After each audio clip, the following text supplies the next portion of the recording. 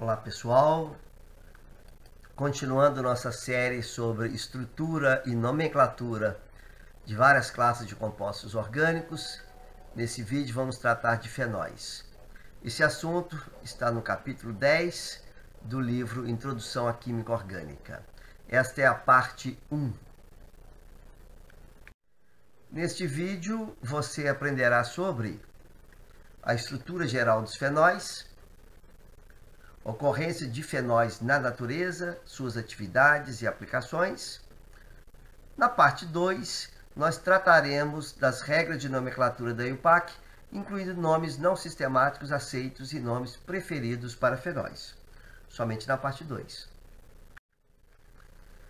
Em termos de estrutura, o fenol tem essa fórmula geral, em que você tem um grupo OH ligado a um anel aromático. O exemplo mais simples desta série é esse composto denominado fenol, que é o que dá o nome à classe, que tem aqui um benzeno. Os fenóis são, portanto, compostos que possuem pelo menos um grupo hidroxila, OH, ligado a um anel aromático. Nós veremos ao longo desses dois vídeos que existem fenóis com diversos grupos hidroxila.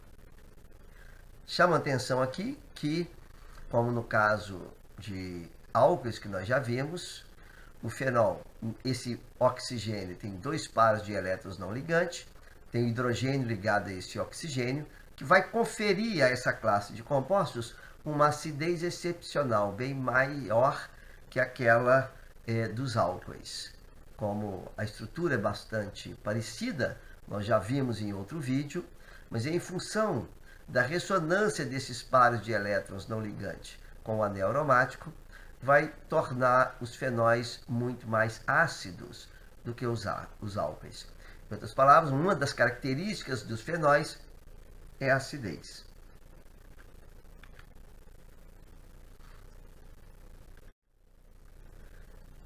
Eu vou ilustrar alguns exemplos de fenóis, mas eu já mencionei que o primeiro deles, que o mais simples, que dá o nome à classe, é essa substância cuja fórmula está aqui mostrada, aqui em 3 dimensões, uma representação feita por computador, para você ter uma ideia assim do volume, da forma dessa molécula em 3 dimensões. Em termos de aplicações, uma das aplicações muito importantes dos fenóis, dentre as muitas, foi descoberta por esse médico inglês, Joseph Lister, tá? E o Lister, ele descobriu que o fenol e outros derivados têm atividade antisséptica, desinfetante e anestésica. Ainda em 1865, Joseph Lister demonstrou que o fenol, essa substância simples, que à época era conhecido como ácido carbólico, era um agente muito eficiente como antisséptico. Naquela época, muitos pacientes morriam por infecção hospitalar, muitas mulheres morriam durante o parto por infecção. E o Lister, que tem uma vida muito bonita, uma história muito bonita, foi pioneiro na descoberta dessa atividade do fenol. Ele, em 1867, realizou a primeira cirurgia utilizando fenol como antisséptico, foi um sucesso, a sua vida fazendo isso. E a partir de então, o fenol vem sendo usado em uma série de produtos. Em função dos trabalhos de Joseph Lister, vários produtos comerciais foram desenvolvidos. Um deles é conhecido, não estou aqui fazendo propaganda de marca alguma, apenas contando um pouco de história, é o Listerine. Em 1879, após tomar conhecimento dos trabalhos de Lister, Joseph Lawrence, químico americano, desenvolveu um antisséptico bucal à base de compostos fenólicos. Ele nomeou o seu produto como Listerine em homenagem a Joseph Lister. Este é apenas um dos produtos. Esse produto tem aí, olha, até hoje você encontra, e a composição é variável, ele tem vários compostos além de fenóis. Aqui está num dos rótulos de um desses produtos, ele contém timol, aqui está o timol, é um fenol você observa bem destacado em azul. Tem outros compostos, eucaliptol, mentol, mas o outro destacado em vermelho aqui, o salicilato de metila, também é um fenol. Esses compostos têm atividade bactericida. Então, dá mais alguns exemplos de compostos biologicamente ativos, tá? Que vários derivados do fenol apresentam atividade antisséptica ou desinfetante ou anestésica. O fenol, como eu mencionei, ele, por ser muito ácido, acaba que ele causa dano à pele se cair em contato, então tinha que tomar muito cuidado com a formulação desses produtos. Em função desse problema com fenol, vários derivados contendo outros substituintes foram desenvolvidos. Aqui nós temos, por exemplo, 2-fenilfenol, um grupo fenil no carbono 2, vamos falar de nomenclatura mais adiante, e ele é usado aí, ele é encontrado em vários produtos como desinfetante bucal e desinfetante caseiro. Outro composto aqui, o cloroxilenol, seu nome não sistemático é claro, se observa destacado em azul o núcleo fenólico. Esse composto é usado no tratamento de queimadura solar e pé de atleta. Pé de atleta é um problema causado nos pés por fungo. O composto salicilato de metila, que eu mencionei no slide anterior, tá? Ele é muito comum, um cheiro bastante característico encontrado em produtos utilizados contra dor muscular, também tem atividade desinfetante, como desinfetante bucal, como flavorizante, tá? E um outro composto muito comum em pastilhas para garganta, que é um derivado do fenol, ele é chamado, nome também não sistemático, tá? 4-hexilresorcinol, é nome que não é nem reconhecido pela IUPAC, mas eu deixo aqui que é um nome que vocês vão encontrar por aí, mas não é um nome sistemático. Nós vamos tratar de nome sistemático depois. Esse composto tem uma cadeia mais longa aqui agora. Ele é comumente encontrado aí em vários produtos aí, pastilhas para garganta. Outra propriedade importante dos fenóis é a propriedade antioxidante. O antioxidante, só esclarecendo, recordando, é uma substância que se oxida mais facilmente que o material que ele deve proteger. Se observa essa imagem aqui, é uma fotografia de um pote de margarina. Se observa que ela tem uma coloração mais escura nessa parte. Essa de cá, então, foi raspada, você observa que está mais clara. Esse produto, assim como outros, eles vão se degradando pela presença do oxigênio do ar, tá? E esse material rico em gordura sofre um processo chamado de rancificação, tá? Qualquer material que tenha gordura sofre essa degradação oxidativa, tá? Então, vários fenóis têm propriedades antioxidantes, ou seja, previne a rancificação de alimentos, desses produtos gordurosos em cosméticos e também a polimerização de impurezas em gasolina. Alguns dos produtos comerciais largamente utilizados como antioxidantes em alimentos, tá? São muitos, eu vou citar apenas alguns, eles são conhecidos por siglas BHT, 3-BHA, 2-BHA. Eu deixei o nome em inglês para vocês verem que essa sigla vem do nome em inglês, Butylated Hydroxytoluene, ou seja, é um hidroxitolueno butilado. Isso não é nome IUPAC, não é nome, isso é simplesmente um nome comercial que a partir do qual nós conhecemos os compostos pela sua sigla. Eu faço questão de deixar isso aqui, porque se você observar em algum alimento, ração para gato, ração para cachorro, ração para animal de modo geral, você também vai encontrar na sigla como antioxidante alguns desses compostos. Metilparabeno também é outro que também é comum, inclusive em produtos aí, bronzeadores, esses produtos para pele. Hidroquinona ele é usado como revelador como revelador de fotografia em preto e branco, assim como 4-metilaminofenol, tá? Ou seja, essas propriedades antioxidantes fazem com que os fenóis tenham usos dos mais diversos. Como eu disse, aqueles produtos que eu mostrei ali são compostos sintéticos, mas os fenóis também, esse grupo funcional, está presente uma série de produtos naturais. Eu destaco aqui como exemplo esse composto chamado tetrahidrocannabinol, ou THC, é uma substância conhecida, e aqui está em destaque o grupo que é a parte fenólica do composto. Tá? Esse é um composto psicoativo encontrado na planta cannabis sativa. Tem uma imagem aqui, fonte da Wikipédia, tem essa imagem, ou seja, é presente aí na maconha, um dos princípios ativos dela. Esse composto, ele, dentre os seus efeitos, causa euforia, aumento de apetite, aceleramento de pulsação, mas também tem usos medicinais, como no tratamento de glaucoma, alívio de náuseas em pacientes sob quimioterapia. Claro que é uma droga que não deve ser consumida, apenas sob indicação médica, sob prescrição e acompanhamento. É uma droga ilícita, tá? Mas é um fenol. Outro composto fenólico muito interessante, de ocorrência natural, é encontrado na planta de sorgo. Aqui vocês veem nessa imagem, tem umas sementezinhas de sorgo bicolor. Essas sementes foram colocadas para germinar, e aqui aproximadamente uns 14 dias depois, nós temos a planta com a parte aérea e as raízes.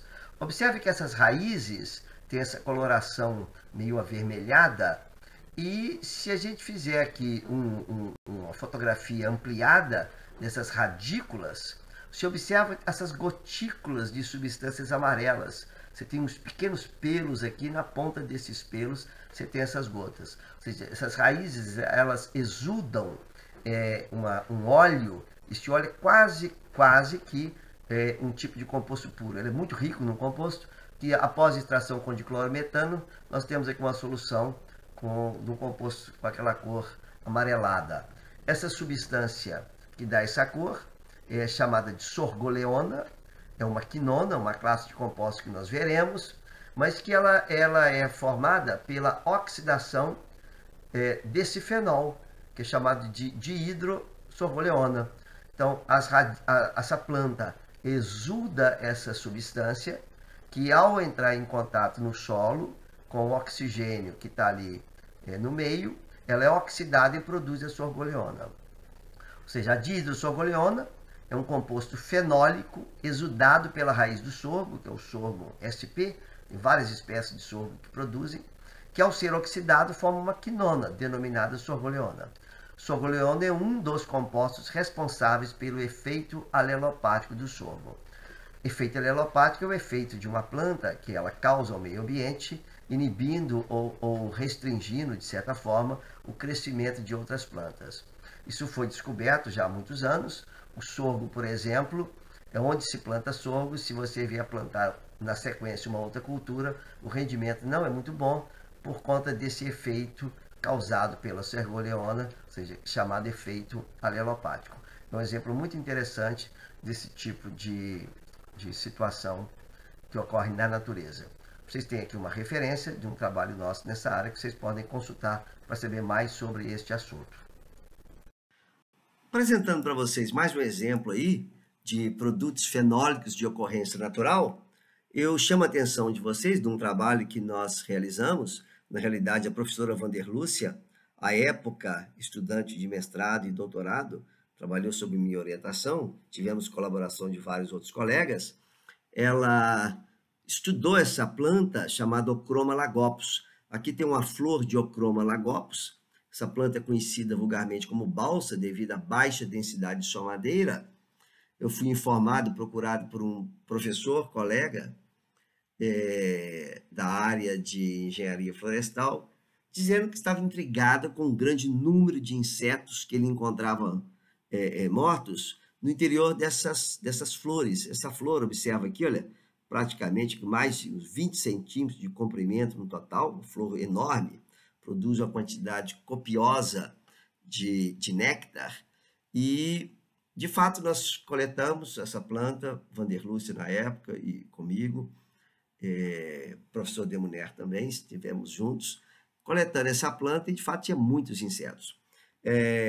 Com a colaboração de outros colegas da área de entomologia, foi feito o estudo e identificação desses insetos e foi feito ensaio biológico mostrando que, de fato, o néctar tinha atividade tóxica contra vários insetos. Nós publicamos alguns trabalhos na área, estão aqui para vocês, quiserem mais detalhes sobre esse trabalho, vocês têm aqui alguns artigos para consultarem.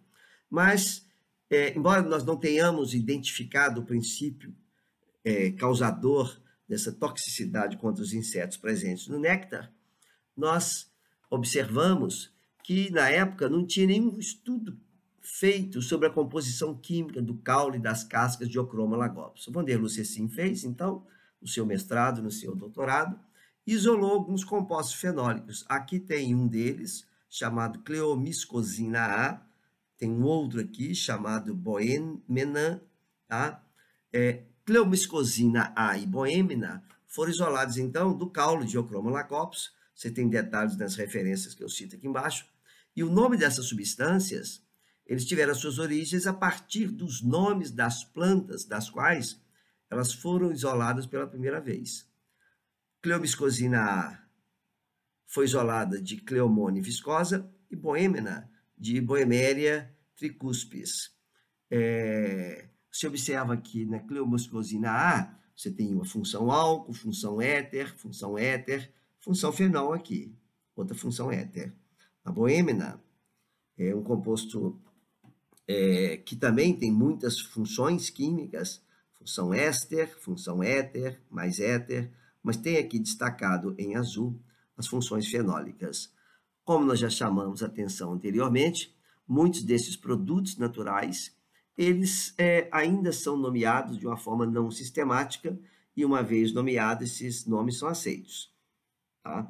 São apenas alguns exemplos para mostrar para vocês da diversidade de compostos fenólicos encontrados na natureza e um pouco do trabalho que nós mesmos fazemos nos laboratórios. Esse trabalho, na época, foi feito na Universidade Federal de Viçosa. Uma classe de compostos fenólicos muito comuns de ocorrência natural são as antocianidinas, que é um composto que tem, uma classe de compostos que tem esse tipo de estrutura geral. Você observa que são 3 anéis, tá? 2 anéis benzênicos, esse anel heterocíclico, tem aqui uma carga positiva, se observa, e ele tem vários hidroxilas, tá? Vários grupos fenólicos aqui, e esses tipos de compostos, eles têm uma variação estrutural em relação aos grupos R' e R2' aqui indicados. Então, em função da natureza desses grupos R' e R2', que pode ser hidrogênio, hidroxi, metóxi, você tem vários tipos de compostos, aqui chamados de pelagornidina, cianidina, peonidina, delfinidina, petunidina e malvinidina. Tá? Essas substâncias, elas podem se encontrar na forma glicosiladas, ou seja, elas podem ter açúcares ligados, especialmente nas posições 3 e 4, e elas também podem ser encontradas na forma de ésteres, ou seja, elas podem ser esterificadas com vários ácidos naturais, como o ácido paracumárico, cafeico, ferúlico, dentre outros. Tá? As antocianidinas, como eu disse, elas ocorrem naturalmente como glicosídeos. Nesse caso, elas recebem o nome de antocianinas. As antocianinas, elas apresentam uma coloração muito forte, do vermelho até o azul, e são responsáveis pela cor de diversas flores e frutas vermelhas e roxas, como morango, uvas, jabuticaba, feijão, por exemplo, e no caso das uvas, são esses compostos que dão essa coloração, a coloração dos vinhos. Tá? Aqui eu chamo a atenção para vocês de que, por exemplo, a uva cultivada na Europa, ela é principalmente, basicamente, a chamada Vitis vinifera. E a Vitis vinifera, ela produz antocianinas com o açúcar ligado no carbono 3. Já as uvas produzidas em países não europeus e Estados Unidos, de um modo geral, as antocianinas são glicosiladas nos carbonos, aqui na hidroxila 3 e 5. Portanto, uma análise da composição de antocianinas de vinhos permite dizer se esse vinho é produzido a partir de uva vitis vinífera, ou seja, uva europeia ou não. Aqui também, por exemplo, tem uma foto maravilhosa. Vocês podem observar, muitas dessas flores têm essa coloração característica devido às antocianinas. É interessante chamar a atenção de que esses compostos também, por serem fenólicos, têm atividade antioxidante. Em resumo, além dessas bioatividades, esses compostos conferem essa beleza em alimentos e flores e plantas ao nosso redor, alegrando a nossa vida um pouco. Bom, era isso que eu tinha para dizer para vocês sobre estrutura e algumas atividades de alguns desses compostos da classe dos fenóis. Eu, professora Vanderlúcia, somos muito gratos aos professores Claudinei Andrade e ao Dr. Elcio Santiago pelas sugestões, pela correção e pela leitura paciente desse material. Esse assunto nós continuamos com ele. Para saber sobre agora a nomenclatura especificamente, veja o próximo vídeo. Se você gostou se achou que esse vídeo foi útil para você, indique para os seus colegas, para os seus alunos. E até o próximo vídeo. Muito obrigado pela sua atenção.